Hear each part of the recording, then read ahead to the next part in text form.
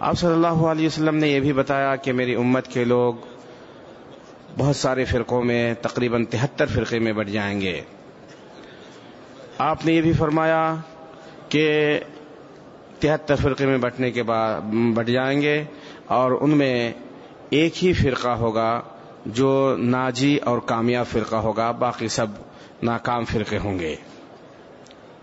صحابہ کرام رضی اللہ عنہم اجمعین کے پوچھے جانے پر کہ وہ ناجیہ فرقہ، وہ کامیاب فرقہ کون سا ہے، آپ نے کہا تھا کہ آج جس چیز پر میں ہوں، آج ما انا علیہ اليوم و اصحابی، آج میں جس چیز پر ہوں، جو اس چیز پر رہے گا وہی کامیاب فرقہ ہوگا۔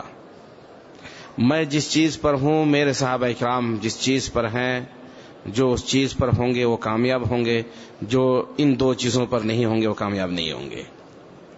اللہ کے رسول صلی اللہ علیہ وسلم نے وصیت فرمائی ہے کہ ترکت فیکم امرین لن تضلوا ما تمسکتم بہما کتاب اللہ و سنتی، تمہارے درمیان دو چیزیں چھوڑ کر جا رہا ہوں، جب تک تم ان دو چیزوں کو مضبوطی سے تھامے رہو گے کبھی گمراہ نہیں ہوگے۔ ایک اللہ تبارک و تعالیٰ کی کتاب جسے ہم قرآن کریم کے نام سے جانتے ہیں، اور ایک اللہ کے رسول صلی اللہ علیہ وسلم کی سنت جسے ہم حدیث کے نام سے جانتے ہیں۔ یہ اللہ کے رسول صلی اللہ علیہ وسلم کا فرمان ہے، آپ کی وصیت ہے، اور یہی دین ہے، یہی دین ہے۔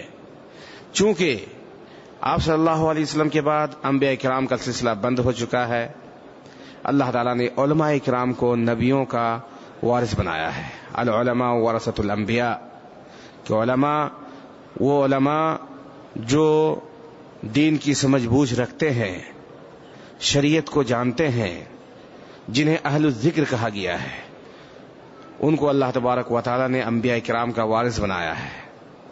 یہ علماء کرام کتاب اللہ سنت رسول اللہ کو پھیلائیں گے۔